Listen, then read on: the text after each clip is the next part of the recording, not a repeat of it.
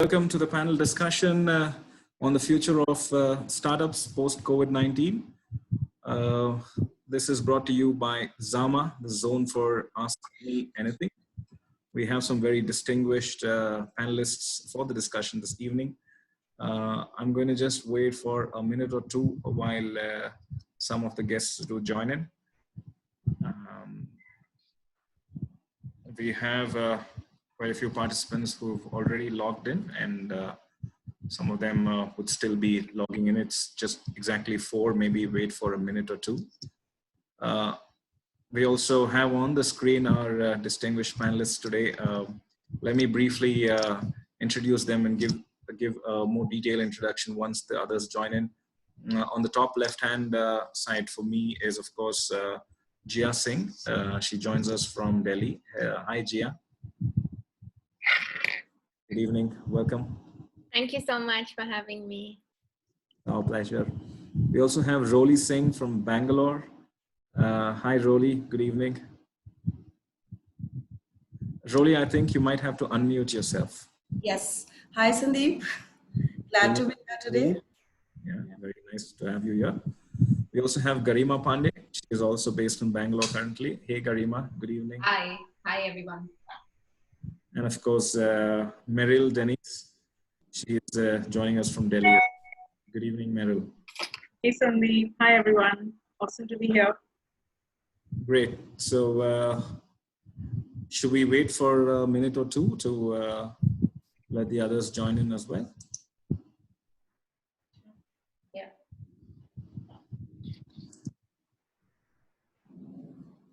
Let's welcome some of the participants. Let me read out their names. Pratibha Prabhu, Abhishek, Shivram, Beena Singh, Chetan Bele, Deena, Lakshay, Rashmi, Shekhar Krishnan, Shruti, Sonali, Raina, Vinayak Rao. All of you, thank you so much for joining. We will start very, very shortly in just a couple of minutes. This panel discussion will be for about an hour to an hour and a half. When we start discussing, of course, I will throw a few questions to each of the panelists one by one, after which you can ask your questions, the audience, whatever you have to ask. There is a question and answers, a Q&A icon. Please click there and drop your questions. Our moderator, Prashant, would take your questions and he would pass them on to us at the end of the session, and we'd be very happy to have your questions answered. We could also have you speak. You might just want to wave your hand and ask for permission to speak and ask your questions, and our moderator will be happy to unmute you and help you join the discussion verbally. Right, we've about 3 minutes past 4. We'll just wait for a couple of minutes. At sharp 4:05, we will start the panel discussion. In the meanwhile, let me tell you something about Zama. Zama is a new initiative. It's a zone for Ask Me Anything. So we are endeavoring to bring you more such sessions with the who's who of the corporate world. We would be having more panel discussions with the heads of companies and many stakeholders from the corporate world, people who matter, people whose voices matter, whose opinions matter. So this is going to be a regular feature going forward. And Prashant from Pratham Events is going to be organizing many of that. And hopefully we will get to do more programs. By the way, I'm Sandeep. I'm a personal financial planner and a public speaker by profession. And I'm based out of Bangalore. But geography is no limitation for us. Thanks to COVID-19, now this is the new normal where all of us from all over the world get to speak and be heard. Right, it's 4:04, and let me begin the panel discussion by introducing our distinguished panelists. All of them are women entrepreneurs or women achievers. They've all done so much. It's just a common man's envy, and it's such a privilege to be associated with such women achievers. And it's such an honor to be moderating this panel discussion as well. First, of course, I'm going to go by alphabetical order. I'm very happy to welcome Garima Pande. Garima has about 11 years of experience post her education. She started her career as a banker. She moved to marketing and branding within the bank. And therefore, and later on, she moved to a software company and worked there as a head of corporate marketing. And as part of that role, she handled marketing strategies and plans, content marketing, branding, events, PR and communications, and also digital marketing. She is the founder of Wandering Jane, which is an activity-based travel platform for women, Wandering Jane. And Wandering Jane basically is creating an ecosystem of solo women travelers. Besides that, she consults for companies, particularly startups, for marketing strategies and plans. And she also works with Christ University as an adjunct faculty and also with Upgrad and to teach entrepreneurship and marketing. Very warm welcome to you, Garima. It's so nice to have you on the discussion today. Thank you, Sandeep. Very excited, looking forward to this conversation. Looking forward to hearing a lot from you from the marketing and entrepreneurship perspective. Moving forward, we also have with us the very petite Jia Singh. Jia is a Delhi-based travel and wellness consultant. She's also a freelance writer, and she's the founder of Wandering for Wellness. Jia believes that wellness is a journey that you embark on one day at a time. She also writes a blog, Wandering for Wellness, on yoga immersions, fitness retreats, cruelty-free beauty, boutique hotels, and alternative healthcare practices. She also writes for magazines like Business World, India Today, The Hindu, Harper's Bazaar, and so on. She's been featured in the Times of India, Vogue, Cosmopolitan India, and Mail Today. She is awarded the Exceptional Woman Excellence Award by the Women Economic Forum in 2017. And she has studied at UNSW Sydney. She's also currently pursuing a health coaching course from a university in New York, IIN. She also has a blog, wanderingforwellness.com. Please check out that one. And she can be found on Instagram. Jia, very, very warm welcome to you. Very happy to have you on the show. Thank you so much, Sandeep. That's super comprehensive, and I'm not sure I'm worthy of all of that, but thank you. And I'm really looking forward to talking to everyone and getting to know everyone better. Thank you. It's our pleasure to have you on the show, Jia. I move to our next panelist, who is Merril Diniz. She is the head of communications for Sheroes, which is a women-only social network. She's a writer at heart and a communicator by profession. She's also been a member of the Sheroes network since 2014. She joined Team Sheroes in 2017, and she works at the intersection of communications, PR, partnerships, and community building. She anchors startup communities and regularly engages with women entrepreneurs around marketing and growth journeys. Before Sheroes, she was associated with companies like Network 18, Readuff.com, Z Education, Careers 360, and so on. Her interests lie in women's progress, accessibility, sustainability, financial mindfulness, and making the world a more equitable place for all of us. She also runs a sustainability thought leadership blog. It's on the Women on Wealth community, and is also a part-time musician and part of the Delhi's premier choral group, Capital City Minstrels. Welcome to the show, Merril. So happy to have you here. Thanks, Sandeep. Likewise. Very thrilled to be here. Very nice. And finally, last but not the least, we have Ms. Roli Singh. Roli Singh is the head of HR for Answer Global Corporation. She's a seasoned HR professional with close to 2 decades of experience across the entire gamut of HR. She's worked in leadership roles in services industries, namely startups and also GCCs. Her company, Answer, is a management consulting company which helps bring GCCs to India and sets them up right from finance to legal, and they basically do everything for a company to set up in India. Some of the companies that they've helped set up in the last few years are Lowe's, Victoria's Secret, Target Penny, and so on.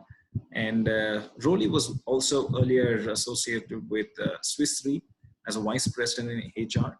And she's contributed to their growth journey and to establish their brand in India.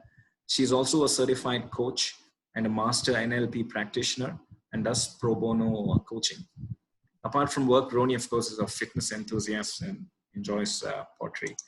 Hello, Roli. So happy to have you on the show. Thank you, Sandeep. Very excited to be here. Right, great. So I'm going to start off the panel discussion with a question to Garima. Garima, you're from a marketing background. You've worked in, companies in a marketing role. And what do you think business should do right now in this difficult situation to market themselves better? Well, so one thing I think we all must understand, while there is a lot of panic, and I think this morning, and of course since last night, 8 p.m., everybody has been privy to, so much conversation on social media, on everything about what our Prime Minister had to say and what's going on. So first thing to remember for everybody is that this crisis is not something which we are dealing only individually. All industries are facing different level of crisis. There are online platforms, where you have a platform but the delivery wasn't fulfilled. So there's a skew in supply and demand, and it's a great opportunity for marketers. I would say that because the space was so crowded, you have, if startups are given whichever space you are in, you must connect with your customers and you must know what is the new normal and what is the new need. I think like any other marketer who's very fond of acronyms and all of those cool things that we learn in our MBA, if I was to use COVID as an acronym, I think I would say collaborate. Great time to collaborate with people. Everybody is going through the same thing. Brainstorm, reach out to businesses, reach out, to smaller business, to bigger business, to see where you can fit in and how you can, sort of fit the puzzle. We've seen that. So for Zoomcar to look at, an essentials delivery at this time, which wasn't their forte, is a great story of, collaborating with and looking at new opportunities, right? So which brings me to my second O, which is observe and find the opportunity. Observe what the market changes are, observe what your customers are demanding, what kind of stories do they want, what is their real need, and find opportunity, in that space. I think any marketer would agree with me, if there are any on this forum, value. Drive value for your customers. Of course, I would say invest and innovate. Invest in resources. If there are some good resources that you have, retain them. Invest in technology. For a lot of us who thought that technology is something we can do away with, I think it's the only thing which is helping businesses sustain now. And innovate. There are, newer ways to maybe market. You may want to use a different, sort of position your product a little differently. You may want to make changes to your product or your service entirely. And this is really the time to do so. And of course, differentiate for D. So if I was to, like I said, use COVID as an acronym, as a marketer, I would say collaborate, observe, provide value, invest, and differentiate. Very nice. That's very nice. I will come back to you with another question in some time. I would now direct my next question to Jia Singh. Jia, you're in the field of content, and how do you think content creators can continue to work post-COVID?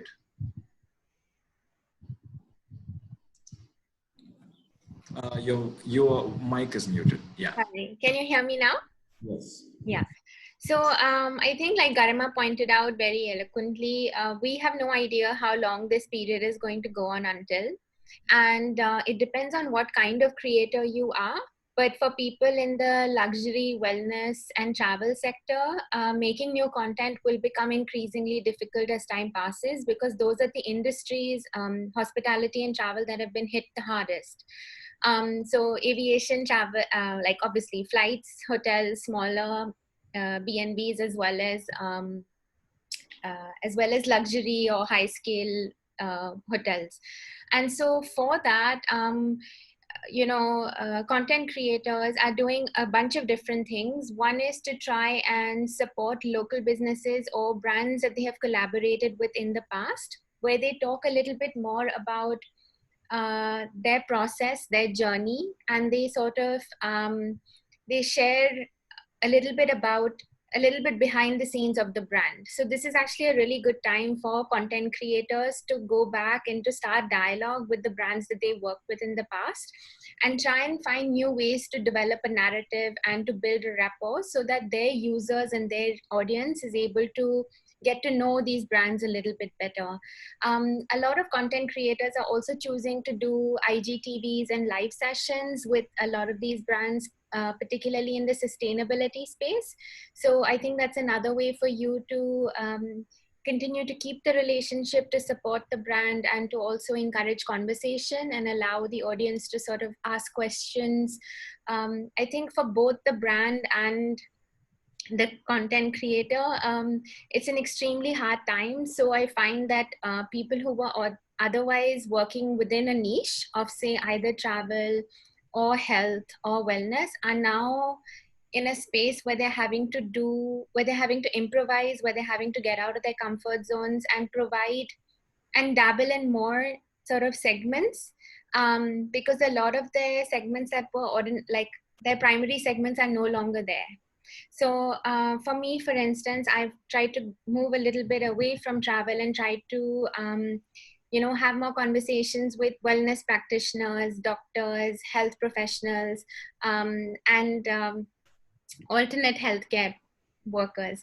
So I think figuring out different ways to keep the conversation going, and perhaps finding different ways to interact and to share the brands, and to continue to share the brand story. Another very nice feature that's come out on Instagram recently is the ability for us to showcase and support local brands.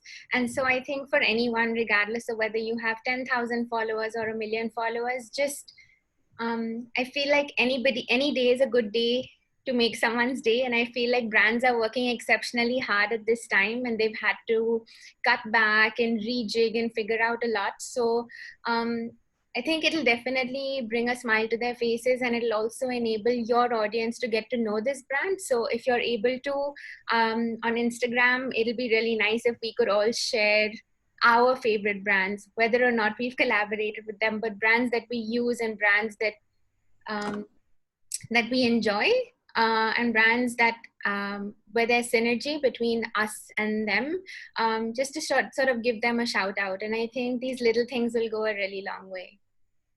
Sure, I'm going to do that right now, but yeah, maybe after the session. Not that I have so many followers, but yeah, any small contribution would be nice. Merril, I've got a question for you.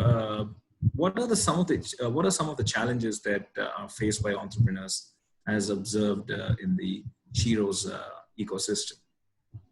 Right. So the Sheroes ecosystem actually has a lot of different kinds of entrepreneurs, right? From micro entrepreneurs to creative entrepreneurs to professional bloggers, etc. So it's pretty wide. And I think especially in the initial days, I think mental health was really one of the bigger challenges that a lot of women were facing, because there was the prospect of whether the business is going to be viable. There were financial issues, plus you're at home now with your kids and you need to engage them as well, right? So Sheroes runs a wonderful counseling helpline, which is embedded within the platform itself. So we did see, we do normally have a lot of entrepreneurs already there talking about things, but we did see a surge in entrepreneurs getting onto the helpline and openly talking about a lot of these struggles and just like a space to engage with their own feelings. So definitely mental health is something which everybody was struggling with a little bit. And of course, after that, you know, the big question is, will my business model sustain in this kind of a scenario, especially for offline businesses, right? So that was another issue that entrepreneurs were engaging around. And yeah, finances was one of a is also another issue. Like a lot of entrepreneurs may not have the kind of um, financial insulation which you have, especially if your business is young and new, right? So these were some of the key challenges. And yes, the other thing is that, with school shut and having kids at home, like a lot of women entrepreneurs have had to completely rethink their schedules because they are also primary caregivers, right? So how do you manage all your different babies, right? So those were conversations that we were seeing in multiple communities, right? Right from our finance community to the entrepreneurship community to other things. And yeah, so these are some of the challenges and the conversations that we were seeing. And a lot of them were already there, but I think just the flavor and the urgency with which women were coming together as a community, like as Garima said, she has a lovely acronym for COVID, and I would say the C also stands for community, right? So that kind of brought a lot of entrepreneurs together to talk about problems and find solutions together. Yeah, so You mentioned something about a helpline. Is that a helpline for women entrepreneurs? So it is a generic helpline, but we do see a lot of women who either want to start a business. There is a confidence. Sometimes there is a confidence issue. Sometimes you don't have support from your family. So there are a lot of issues that you need to navigate to get to the place where you can even think of starting the business. So we have been seeing women coming to the helpline, chatting with a counselor openly about these issues, and then the counselor supports them and helps them navigate it, or maybe sometimes direct you to a mentor or a community where you can engage around a specific issue. But I think here we had entrepreneurs just talking about their feelings, like, am I going to survive? How will I pay my team? Can I, what do I, should I let go of my office space? So I think it was sort of like a safe space for them to, just be really raw and honest and authentic in what they were experiencing. And, once you have somebody who can listen to you, you get that courage, how do you say, the strength to power on and take, affirmative action. How does someone get through to the helpline? You just have to get onto sheroes.com or the Sheroes app. Just download it and create a profile for yourself. And there's a little button on the app. You just go there and you can start chatting with the counselor. It's a chat-based helpline. So we do find like a lot of women are, they feel safer to chat rather than get on a phone call. So, and I think it's a general thing, not just gender specific. For the benefit of those who are watching, sheroes.com is the website. That's SHEROES.com. That's right, isn't it, Merril? Yes, absolutely. Yeah. Right. Thank you, Merril. So my next question is to you, Roli. You're obviously a HR person, and what does the current economic landscape look like, and what does it in generally mean for startups? Right. So we are in very unprecedented times, and I think the whole world is caught unawares. If you just look at Indian, economy, we have so many people. I mean, I'm in HR and I hear every day the job security, insecurity, which all of us have, and we're just so unsure of the future. but our economy itself is $4 trillion, if I just talk in terms of numbers for India. And in one month of lockdown, the first month itself, we lost around $220 billion. And this was after we saved around $80 billion in petrol, unconsumption of petrol. So now we have lost around, by the time lockdown opens, it's expected around another $300 billion loss. This comes to around roughly 12% of the GDP. Our growth rate has been approximately 5 to 6% every year in India. So we've lost around 2 years of growth. And that's quite kind of harsh.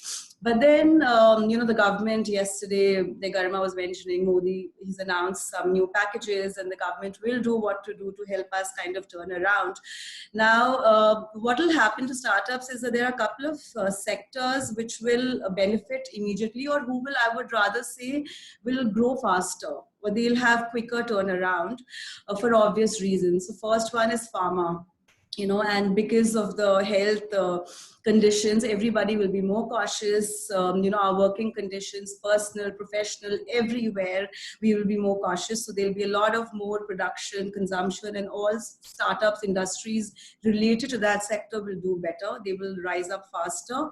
Another one would be telecom, because you're working more from home, you need more data, you need more internet connectivity, telecom support. So that sector is also supposed to will show quicker turnaround. Another one could be fintech, where it's infrastructure, because we'll do a lot more building up. The governments are going to invest in a lot more there. And the last one would be FMCG, because we need that products. Insurance is also another sector. In India, the protection gap is very wide and we are not very careful of our insurance. But after this, many of us are going to go back and see that, we protect ourselves better. And all insurance companies are introducing these clauses. So there would be revival and these sectors would bounce back faster. So anybody who's investing in these would have a quicker turnaround. The others will also do well. The blitz scaling, which the startups were doing, where they were funding in a lot of money, and because of so much of investments, they were getting returns. All that will stop. So everybody will go back and going back to basics and to the foundations and running businesses as per the right principles. So it will take time. I mean, maybe another year to kind of revive back, but it's all is not lost. All is not lost. It is. Garima, you're from the travel industry and you have a travel ecosystem. You're planning to create an ecosystem of women solo travelers. What's the impact in the travel industry? Obviously, it's impacted very badly. And what's your take on the impact and how long this is going to last?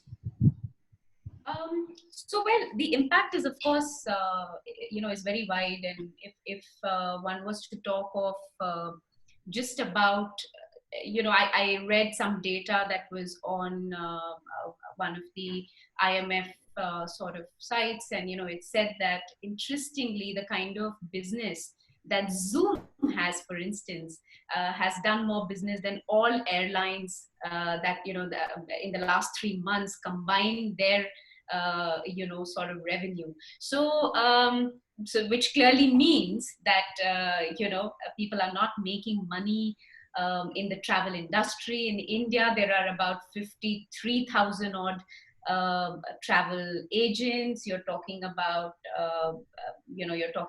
2 lakh or over sort of small boutique places. There are about 2 lakh tour operators, and of course everybody is impacted.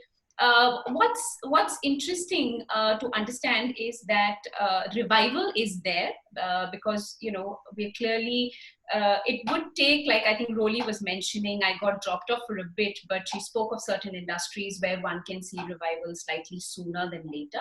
So so what could happen, possible trends that one may see in travel. I think a lot of inbound tourism would increase, a lot of domestic tourism would increase, because people would, and you can see, if you look at reports by Google and what people have been searching, and And thankfully, you know, we have so much data today to understand how people and consumer behavior is changing, right? So if you look into that, you would see that a lot of people are looking at local holidays. You know, where can I go within 4-5 hours of of my journey?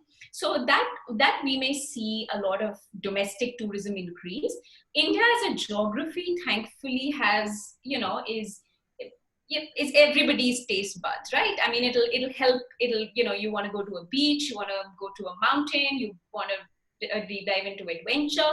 So a lot of that, we would see it change for somebody like us. So we speak of the vocal for local, if I can pick up from our prime minister from last evening. So we speak about sustainable tourism. We speak about, and we are all our local experts are based in in different any corner of the world. Actually, they run their own boutique B&Bs or homestays or very boutique and niche hotels.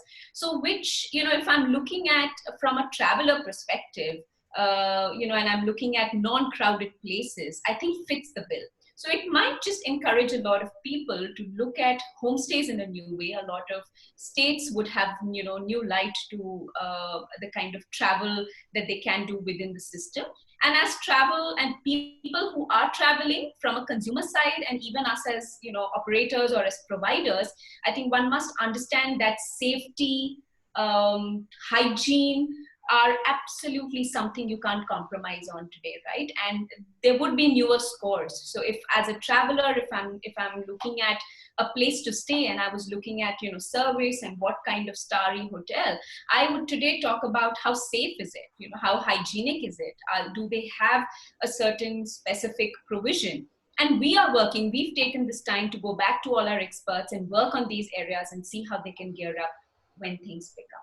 But yeah, I think it will take international travel surely would take a little more time, because it depends on it doesn't depend only on the of course consumer psychology is one thing, but it also depends on government laws, whether it's legal, it's whether they're accessible or not, and people also have this fear which is going to be for a while, but I think people will cope. So I think domestic tourism probably revival by end of this year. International tourism could take maybe by mid next year, but should pick up.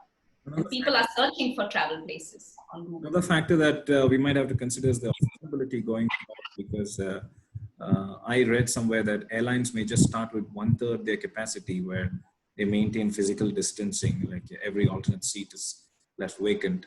Yeah. So if airlines have to run at 1/3 the capacity, they will have to hike their prices to 3 times. And so that would also probably deter people from traveling initially.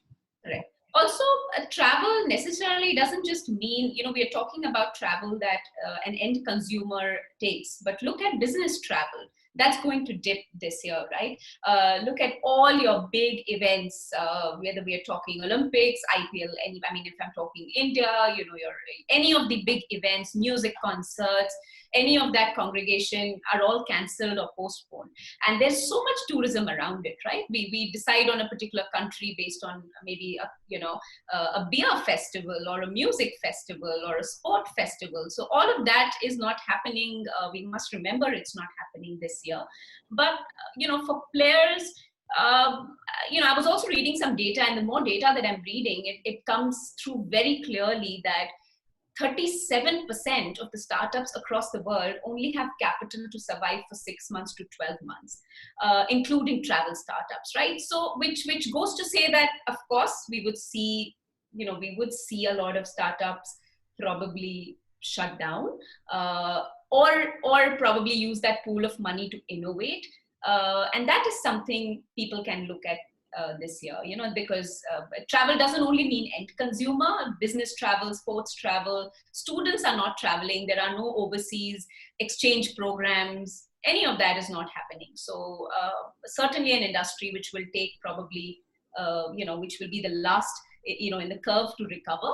But once it does, if you look at Google searches, there are, 90% of the people want to know where they will go next. They're not booking. There is no, there is no action if I was to, turn around the table and talk as a marketer, but the awareness and the interest and the desire is very high. It's probably those searches are higher than what they used to be even 3 months ago. Right. We are almost halfway through the panel discussion. We ideally take questions at the end, but one of the viewers wants to ask a question now. Lakshay Taneja has a question. Prashant, can you unmute Lakshay? Lakshay, you're unmuted. Can you go ahead with your question? Is it specifically to some particular panelist here? Hi. We are a company named Birth Venue, and we are providing a great solution to all the industries. I already heard that tourism industry is going in the loss, especially international tourism, local tourism is also facing problem. Every industry is saying that we are facing a problem, but the solution is also within India is already there. It's already with the companies named the blockchain companies. They are already providing you the solutions. For tourism industry, what we will do is that there will be a customer identifications, there will be a decentralized payment solutions, there will be a proper pool of payment and everything, and there will be a proper genuine rating system. That is for tourism industry. Let's talk about real estate industry. The real estate industry will become the best industry if they go and put all the records on the digital platforms and use the proper smart contracts technology of the blockchain to make the trade fair and enough. Because right now the people are not believing the real estate dealer. They are believing that now they want to believe the technology, not the dealer. Every industry will get impact. I would already talked about two industries. Supply chain will get a maximum impact because there will be proper tracking of inventory, proper tracing and tracking. Everything will be there of the product. You can track your meat, everything. So my only question is to everyone is that now the FM minister has announced the package of 20 lakh. How you all see that there will be a push from the industries for adopting the blockchain and AI solutions to change really, or whether they use this as previously they have already done and there will be no change in the industries? Because we have seen that the industry do not change with the money. They change only after they have got hit by the pandemic. Only that's my question. So would you like to take this question, Roli? Were you involved fully? Your mic is muted. Yeah. Sorry. Yeah, no, I'm sorry. I didn't really get the question fully. It was a very long question, and yeah. I think I can attempt if I've understood Laksha correctly. So you're saying that would companies be, or would industries be forced to take up new technology and use AI and blockchain and various other rather technology that might be used? I think I would say I think for some people they are left with no choice. So if it is about survival today, they will have to. And you're right, supply chain is very badly hit, which is exactly what I think I started with. I'm not sure if you were there, but we've been talking about edutech and health tech and fintech, and these industries, of course, we would see it do well. But some of them, you have companies which are in health tech, and if they were to provide as simple as give medicine, their supply chain was so blocked that they were not able to fulfill the delivery while they are able to take the orders. In terms of customer experience, it's an end-to-end sort of situation, right? So anyway, coming back to your question, I think it would depend on the industry, on the need, and also a lot of industries, if you are saying may not adapt to it, it also could be that they are seeing this as a temporary consumer behavioral change and not as something which is going to be permanent. For some industries, it'll be true, right? So for instance, if you have a retail store and if they thought 2 months ago they're out of business, they wouldn't be open today. And you look at it, you look at what happened when some of the retail stores opened. There are numerous studies which say that 45% of Gen Z, folks want to touch and feel and not buy online. So we must understand whether the consumer behavior is going to be for a long term. Yes, then that warrants a change because that becomes everything about your survival. if it's temporary, some businesses may want to take a back seat. Some B2C businesses are looking at B2B collaborations today. So it just depends on the on the industry, and especially when it comes to real estate. And since you mentioned, I doubt if people are, especially in India and certain pockets of India, would completely believe on. I don't think you can take the human sort of factor away and the physical aspect of it, right? It may happen No, no, at no. some point, but I'm not sure if now is the time where people would rely on a completely automated system to look at an investment purpose. And Hello? yeah, sorry, you were saying Hi, something. ma'am, you are right that there will be some human factor, but the problem is that we have seen getting real estate sector destroyed by only the humans. The main problem is that whenever we go on trusting the human, the sector got destroyed. Now this is the time to trust the technology rather than the human, because human are already made the real estate industry a full industry dump.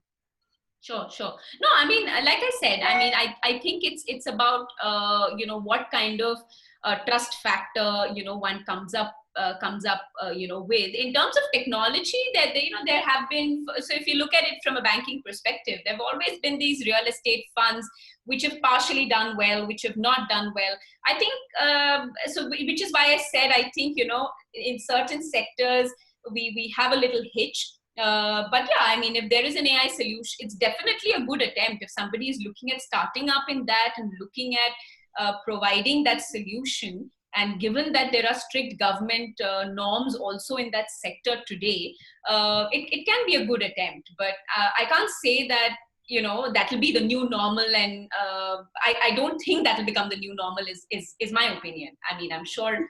Ma'am, you are right that it will not become a new normal, because the Niti Aayog of India is already working on that. Yeah. And the blockchain is going to be the new normal, because we have seen the New York real estate industry. There was a time when the people are not purchasing the flats, but now they are purchasing a flat in the groups. Yeah. So same is going to happen with India, because after this COVID attack, the people will not will go for accessional payments, not for buying a real estate flat and house. So they will buy it in a groups. So there will be a group purchasing. So that will bring a new change in a proper real estate industry. So there will that is coming, and blockchain is going to affect every industry. I can assure you that. Surely, sure. Thank you, Lakshay, for your question. We kind of running short of time, so let me quickly go to the next question. I have a question for Gia. Gia, small businesses are affected very badly. The government is trying to also support MSMEs. What do you think we can do to support small businesses and brands at this time? Sure. So with with the sectors that I specifically work in, so sustainability, which includes fashion and beauty, wellness, I think the first thing I already mentioned to you, which is the Instagram feature, and I think a shout out does a little bit, but it goes a long way in terms of brand recognition, brand awareness, and also introduces a lot of your new audience to these brands. So that's something I would highly recommend, irrespective of how we all are or how many numbers or what our numbers are on social media. The second thing I would recommend is even for travel and for wellness brands in particular. So a lot of us had travel scheduled for this summer, and because of COVID and because of the restrictions with travel and the lockdown, we weren't able to travel. So while I know a lot of us, including myself, have had to cancel some of it because some countries are harder hit than others, other smaller B&Bs and boutique hotels are giving you the opportunity to keep the booking for 12 to 18 months. So don't cancel, but just delay. And I know this is something that doesn't sit very well with a lot of people because there's so much uncertainty right now. But I feel like at least for the much smaller businesses for whom this is going to be much harder to come out of, it's a technique that we're trying to employ. And my family and I and a lot of my friends were sort of saying that, for the B&Bs and the the villa stays and the farm stays and stuff like that, if it's particularly if it's places that are situated in India, which could only take maybe a car ride to get to as opposed to taking a plane or a train, we haven't canceled those. So we've just said we can't come in now, please keep our money, we'll come in maybe in September or October, fingers and toes crossed. And that's something that gives you something to look forward to, because Garima talked about it as well. People are on the internet, they aren't traveling, but they're still daydreaming, they're still planning, they're still doing a lot of research and a lot of recce as to where they'd like to go, what they'd like to experience when things finally get better. And so I feel like it gives you as a consumer something to look forward to, and it gives the small business a little bit of hope that, you know, people still trust us, people still believe in us, and people still know that better days will come. And yeah, I think this is a really small thing, but this is something that we found quite effective. And the third thing I would say, for smaller brands that are doing consumables and even wellness brands, wherever possible, depending on what area your region is, your district is in right now, maybe finding a way to still order and procure items from them. So for a little while, we weren't allowed to order stuff, like food and beauty products and stuff like that. But now, as the restrictions are easing off a little bit, and we know we're going to be in this for a little bit longer, one thing that we're doing is we're issuing gift cards for our friends and for our families, because birthdays are still going to come. So you can find different ways to buy small token amount things, and they can sort of use the coupon later when they are feeling more comfortable to procure or to shop or to buy. And the other thing that we're doing with every possible precaution that we can take is to still continue to support say local kombucha brewers or local juicers or people that are like organic, people selling organic veggies, and maybe even like organic soap companies. And so we're trying to find a way to minimize our exposure and theirs, but still continue to find ways to maybe do a bulk order every couple of weeks, so that they know that we are all in it in the long haul, and we are in this together, if that makes sense. Yeah. Right. Thank you for your inputs. I got a quick question for you, Merril. Are there any specific areas where you think women entrepreneurs have indicated an interest in terms of upskilling themselves during this time? Yes, absolutely. So I think some of the areas that women entrepreneurs are looking for support, like I would say one aspect is personal branding. A lot of women entrepreneurs work really hard and very quietly, a bit under the radar, right? And this has been like a really difficult time. And now we find that a lot of them want to sort of use their voice to talk not just about the brand, but the space that they're in. So, for instance, if you are in the space of menstrual wellness products, we find that a lot of women entrepreneurs are, sort of talking about the issues of access and things like that. But I think not everybody is really great at personal branding. So that's an area that we found women reaching out for. So we've hosted like a lot of expert sessions to support women on how to get their voice out there, because using your personal voice is really quite transformative, right? Especially if you have a business and you have limited marketing budgets, right? Digital marketing is another area where women really want to, and probably all entrepreneurs, but I can speak from the point of view of women entrepreneurs.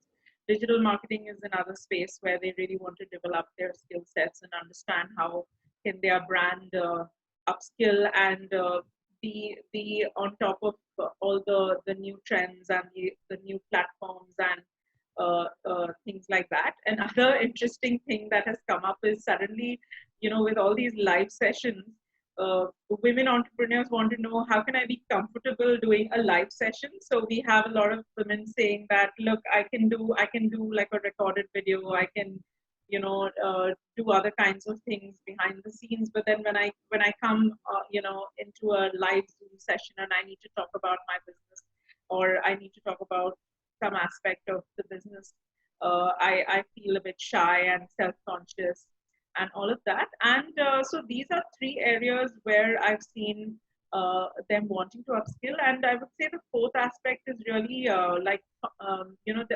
the aspect of finance, right? Developing a mindset that helps you understand how to raise funds, how to engage with investors, and learn fundraising in a way which is not just about going to like a big investor, right? There are about apparently 26 ways in which you can raise funding for your business, and women want to learn how to do that, and also manage the capital that they already have.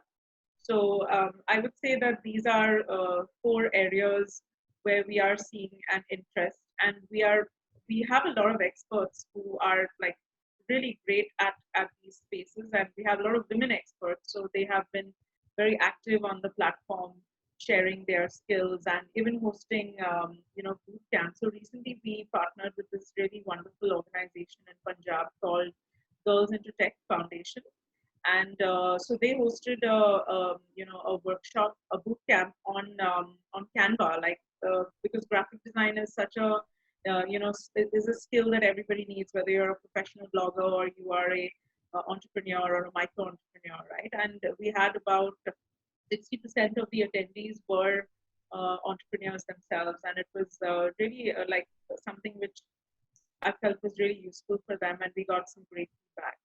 So these are some areas that we're seeing an interest in. All right.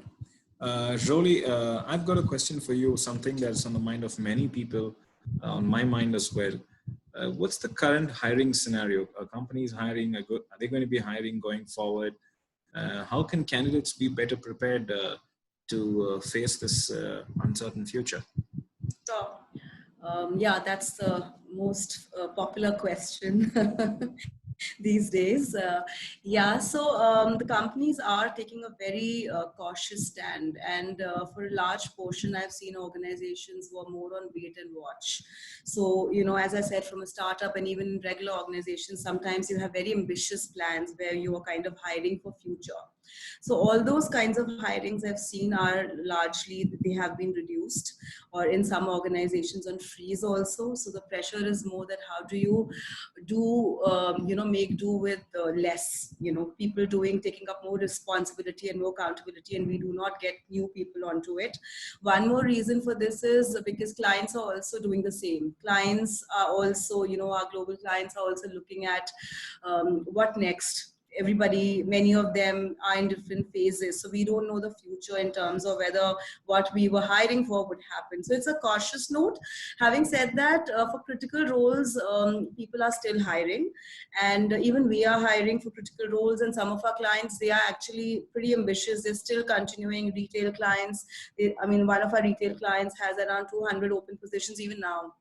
So the hiring is going as is, but probably the sources are different. It's happening in a more quieter way, and but it's there. The next would be, which is very important for candidates to understand, that yes, in certain organizations there have been furloughs. Globally, a lot of layoffs have happened. I see less in India because Indian government has been very, cautious, and there are lots of notices and recommendations floating to corporates saying that please do not lay off, and they have initiated one, an act which protects employees, but it's more of a recommendation, and employers also are not really going on a rampant laying off phases, but it's cautionary. So at a senior level, you will see some kinds of pay cuts happening, but we are trying as much across HR fraternity to protect jobs and not do too ambitious hiring. For employees, for candidates, those who are looking at this point and who have lost jobs, I think what's important is how agile they are, how much they understand the future requirement. And this would change, I think, in my view, quarter on quarter. So it's not something that is a strategy we close in the beginning of the year and we go on as is. With the environment being very ambiguous and volatile, everybody would be on a week by week, month by one week, monitoring closely in terms of how it goes. So candidates need to be very agile, how quickly they adapt themselves. cloud, a lot of technology would come into hiring. So, and skills would change. So instead of expecting regular jobs, a lot of contract jobs, a lot of consulting jobs, talent cloud, those are some of the new terms which we've been discussing. And in future, we'll see a very quick transition into these. So the candidates who can possibly reskill themselves because the job landscape has changed, and who are open to different kinds of roles, they'll be more successful. Another question I keep getting asked regularly are, is there going to be a trend of hiring full-time for work from home people? So yes, that's being discussed across organizations, and many organizations are on the verge. They are on the basis of formalizing that a certain percentage of their roles will become permanently work from home. Right now, and you would be hearing every day in paper, Twitter said the whole year employees need not come back, they can work from home. Facebook has said that, Google has said that, and many organizations, in spite of lockdown, they don't plan for employees to come back before July, June, July at least. So there would be, I think this change is going to be there. There are a certain number of roles would be permanently work from home. And like we have that DNI factor where certain, you need to have a sex ratio, employment, and, different genders. Similarly, work from home would be it's an integral part, and it's here to stay.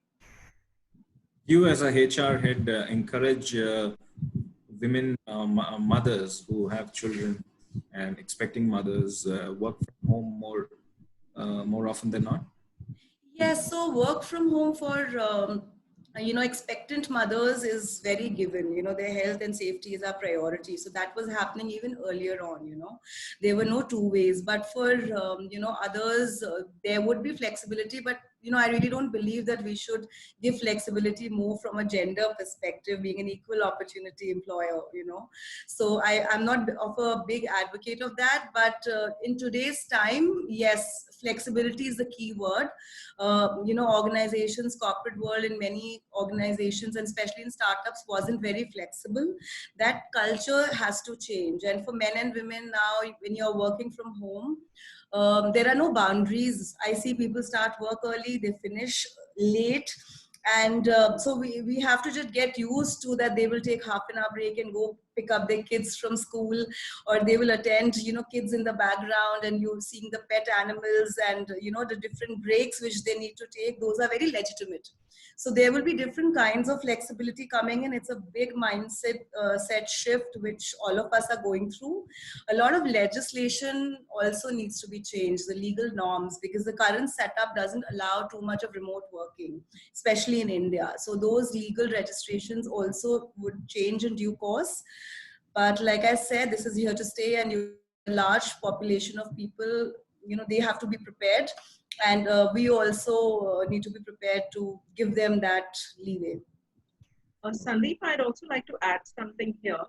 So, if we look at historically, what we've seen is that a lot of women do drop out of the workforce due to caregiving responsibilities. It is really a fact, right? And remote work has, there are many ways in which you lose out financially. You also lose out on your experience and your skills.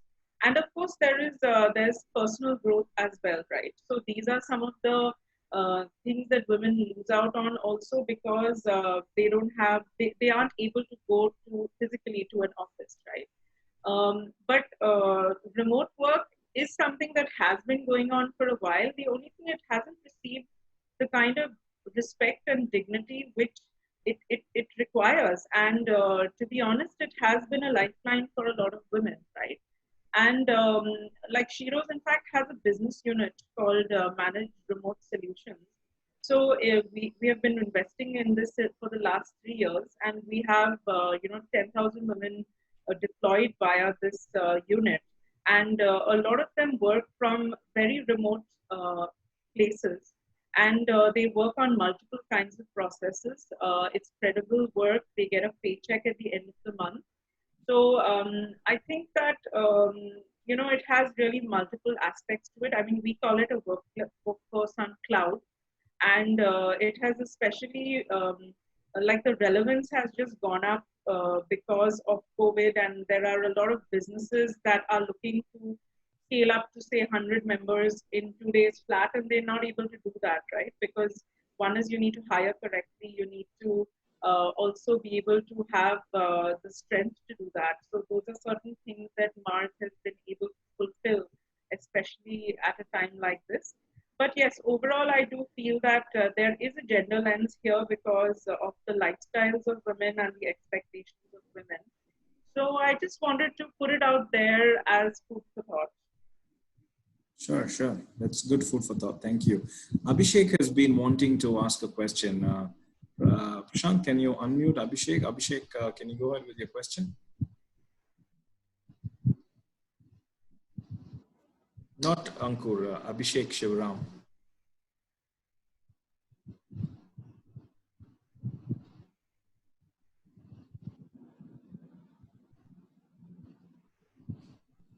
Prashant, if you could unmute Abhishek Shivram. Abhishek, can you go ahead? Just give me a second. I'm trying to, but it's asking to promote to a panel. So. No, you have added Ankur as a panelist.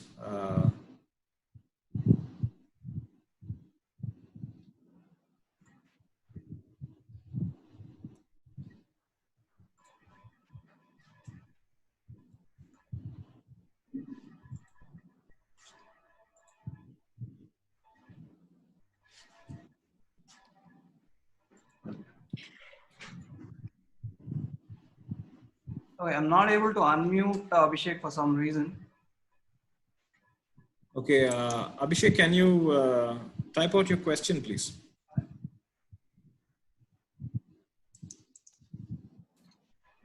Or if you can unmute yourself and speak.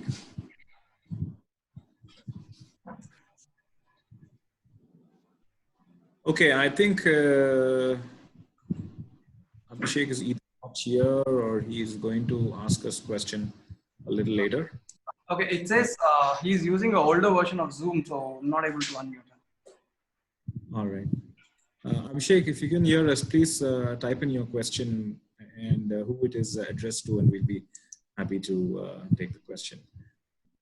Just the last set of questions. One more for you, Roli. How will the new workplace look like, and what is HR doing different to enable employees cope up with the new changes? Right. So yes, the workplace is going to be very different. It's not going to be the same, the new normal, and a lot of adjustments required. So we need to follow the social distancing norms. And what that would mean is at any given time, we can't have more than 30% of our employee base in office, and possibly even less than that. So, no common tea coffee breaks. You will not be able to have possibly lunches together as we used to have, and even in meetings, it's going to not be the same, and a lot of our colleagues will all the time be working from home.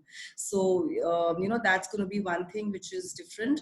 This also, and for HR, I think what's very important is how do we kind of integrate the employee, the whole employee base together, and they're all in different zones. We don't want them to get siloed.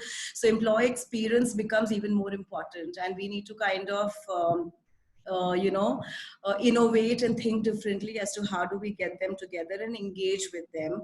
Health and well-being, while it's a topic which has been an important topic in organizations, but now it becomes even more important. Coaching and enabling our managers to kind of be more sensitive and handle employees better.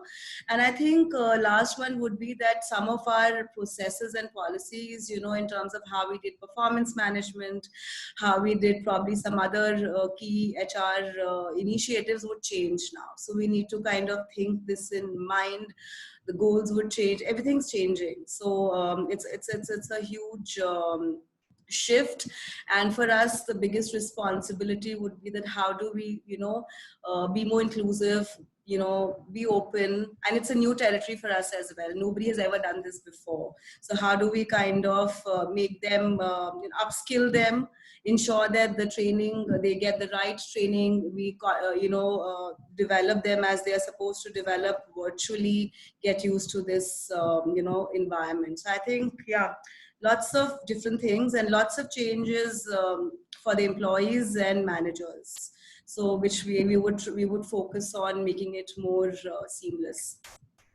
Okay, the question that Abhishek has for us, he's an event manager by profession, and he wants to know how realistically, how long it's going to take for companies to resume their employee engagement activities and their events for their companies.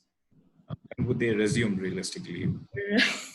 So I can take a shot at that. So the way we used to do earlier, I don't see that happening for another 6 months minimum, and then possibly with social distancing, maybe we could think of something. But I think this year we're not really looking at the traditional employee engagement, concepts where, events used to help us.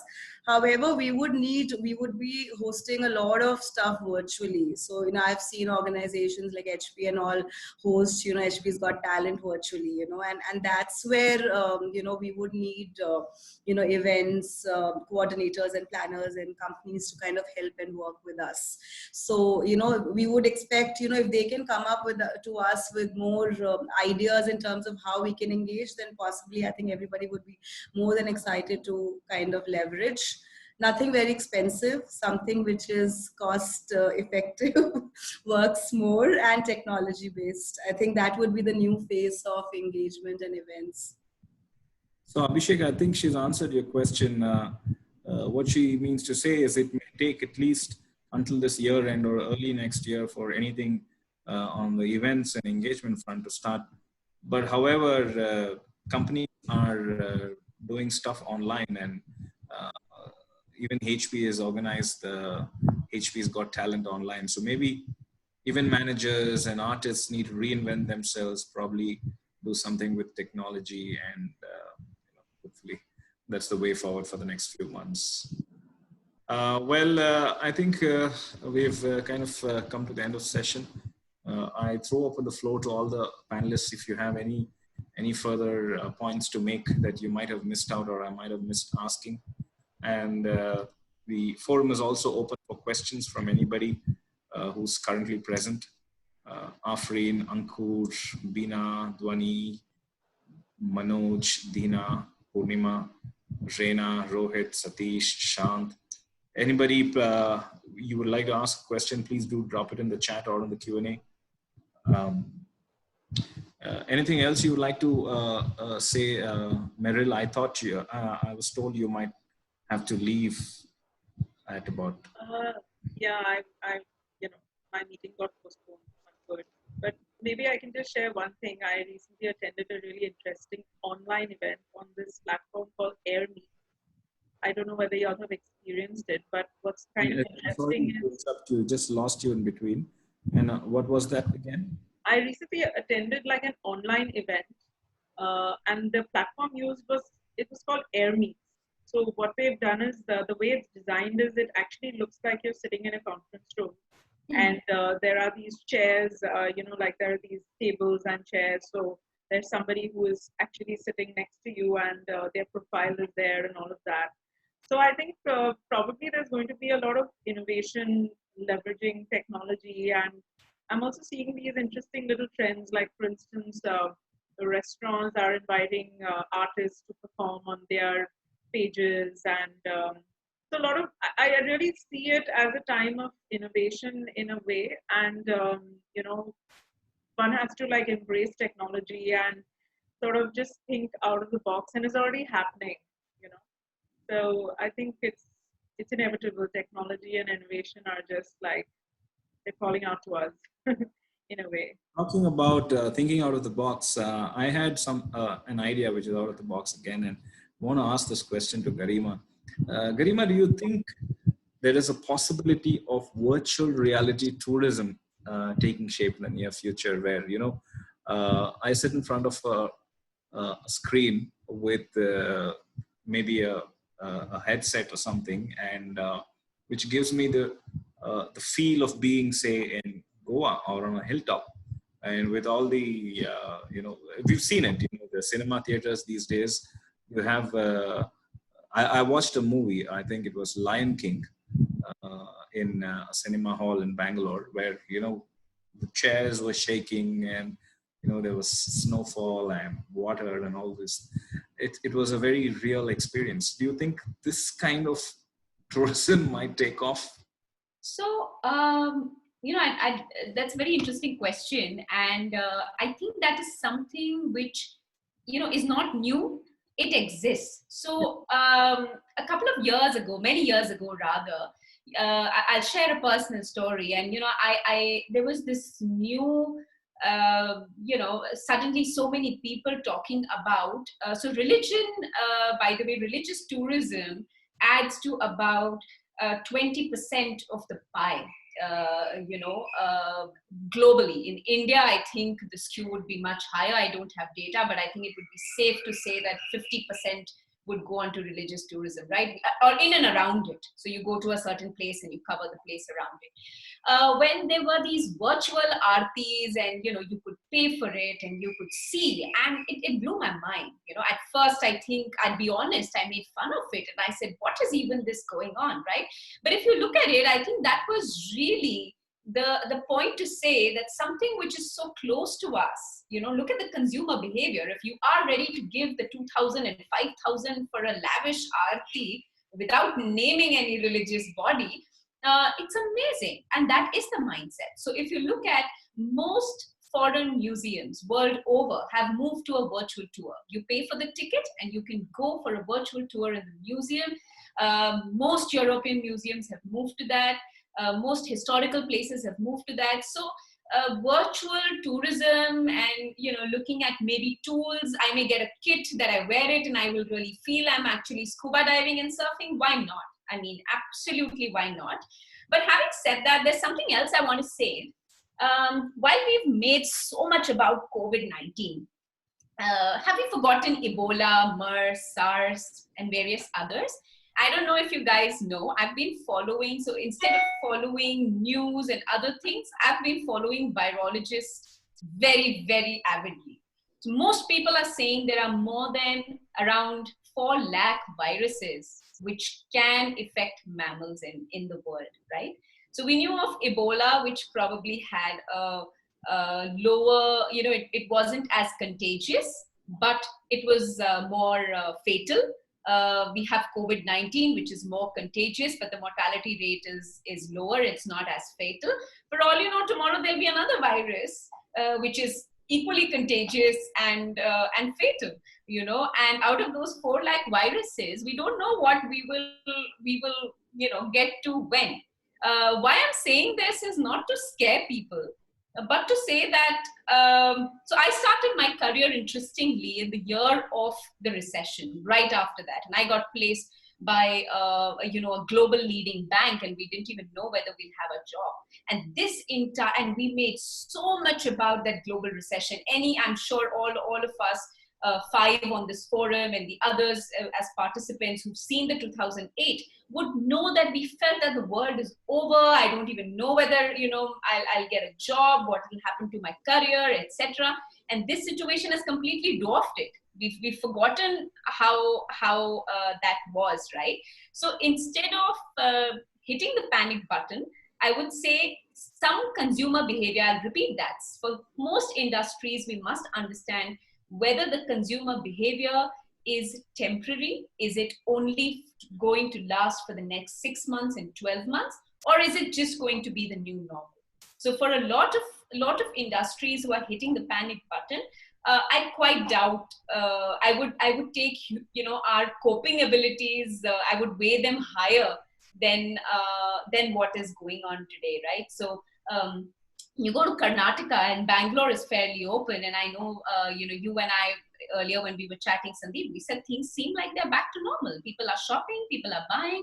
Today's news said that gyms and golf courses will be open. So let's not hit the panic button. And, I think it's a wait and watch. But like I said, I'll end my last few bits with what I started. Please collaborate. I'm going to pick up from Merril. Collaborate in communities, work with communities, observe the consumers, observe the changing behavior. Please understand whether it's a passing trend or it's something which they need immediately or not. Provide value, provide genuine value to your customers. Invest in technology, invest in yourselves, upgrade yourselves, learn more. If you were not reading about a certain thing, read it. If you didn't know how to use social media, use it. We didn't know how to do Zoom calls at all, we know it. So all of that, please invest in technology, invest in yourselves. And lastly, please differentiate, which is the key for any marketer. So I think any business which is thinking like this will definitely, there is light at the end of the tunnel. I know that. Right. I've got one more question this time for you, Jia.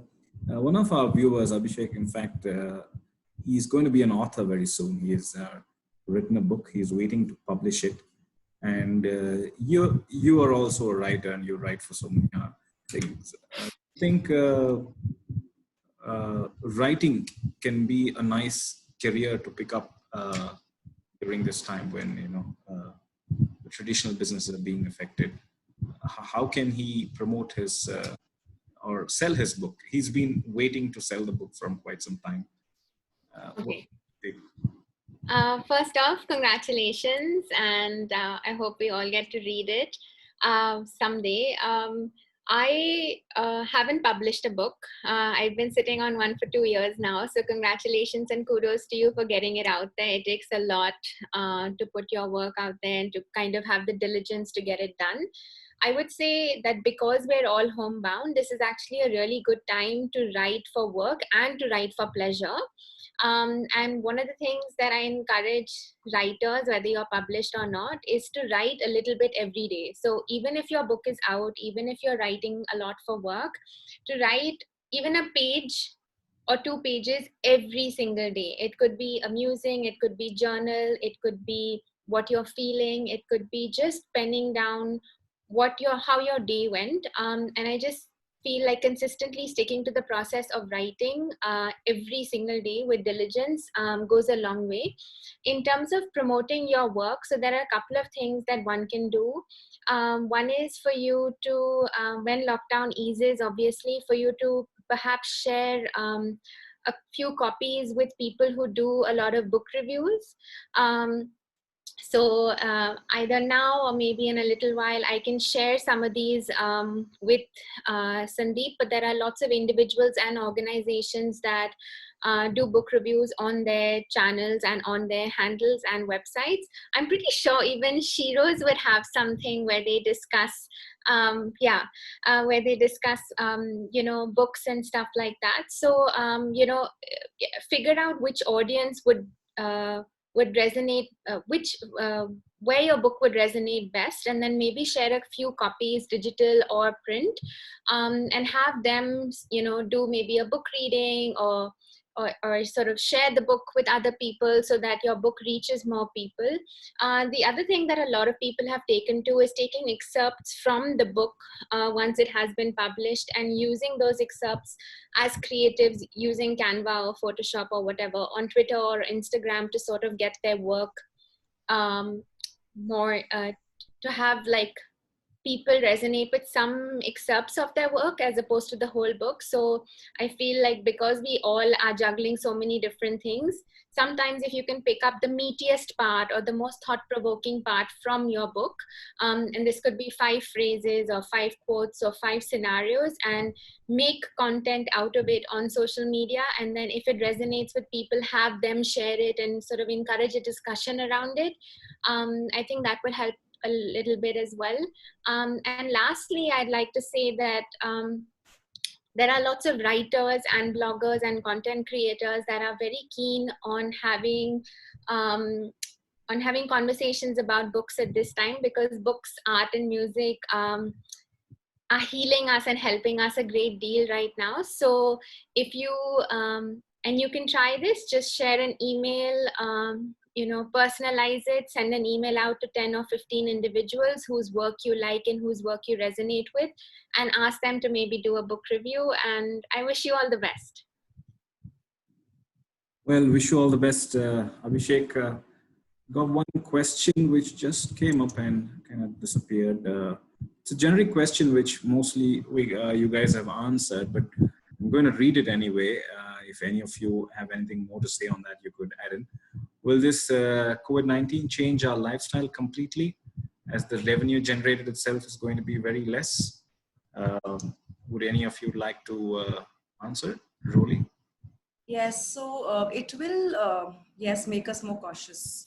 You can't be as spendthrift, you can't be as easygoing. So everybody has to watch out for themselves, even if they are in a job and everything is going on well. We never know. So I was discussing this with one of my colleagues, and he is into L&D industry, and he was telling that.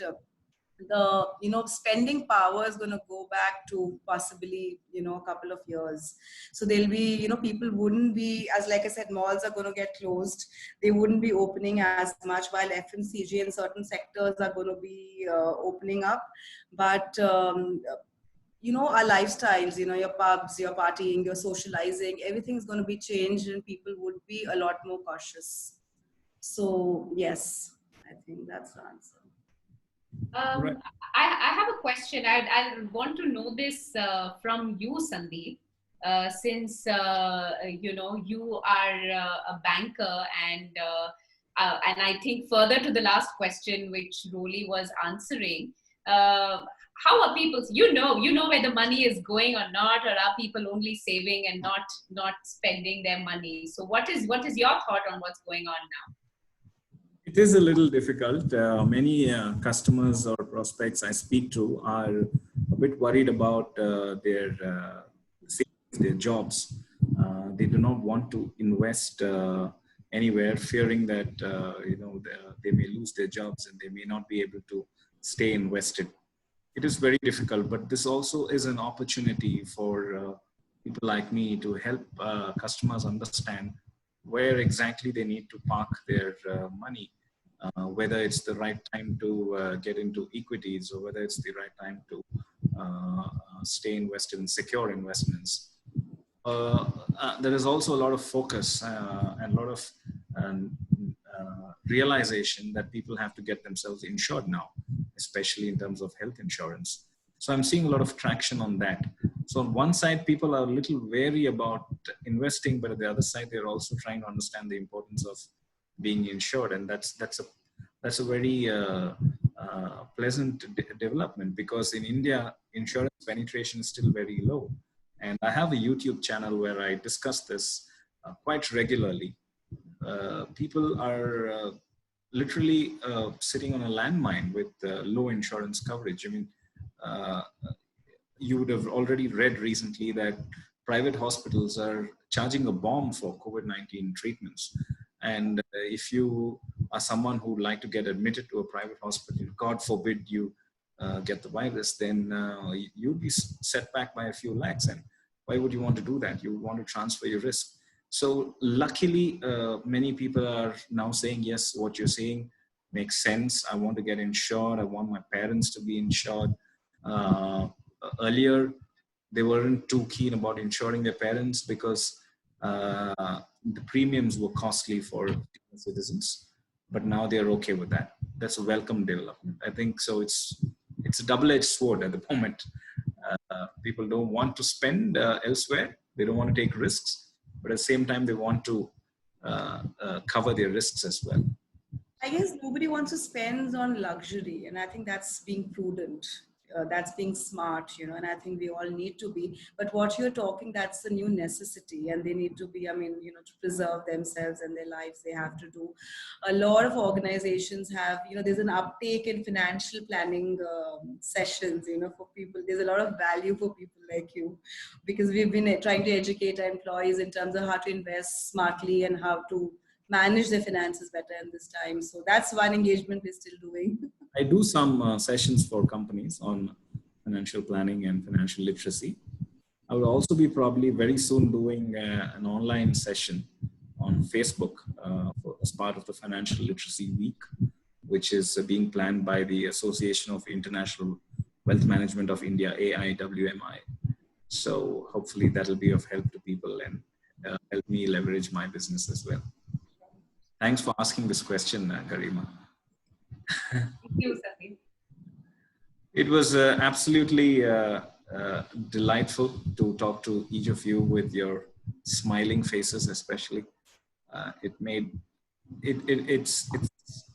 makes the entire discussion more appealing. And thank you to all the participants who've been here with us all through the session, very sincerely. And thank you, Prashant, for organizing this. Hi, Prashant, finally come on the screen. Thank you for organizing this, and hopefully looking forward to more such webinars with Zama, and also looking forward to interacting with all the panelists on a professional and personal level going forward.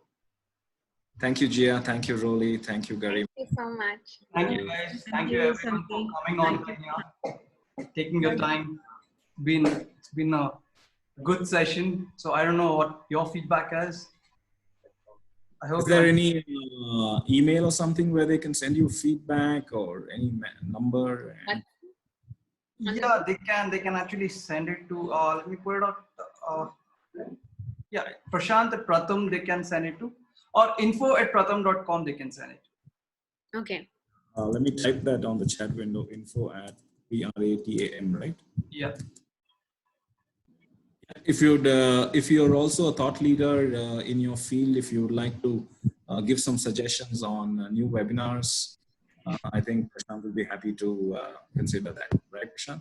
Yeah, definitely. Right then. So, Thank you. Thank you. Thanks, everyone. For sharing all these. thanks for having me here, Prashant. It's a great time. Thanks a lot for coming. Bye, ladies. Bye-bye. Take care. Thanks for the wonderful Thank you. audience. Thanks, Sandeep. Special thanks to you. Thank you. Thank Bye. you so much. Bye. Bye-bye.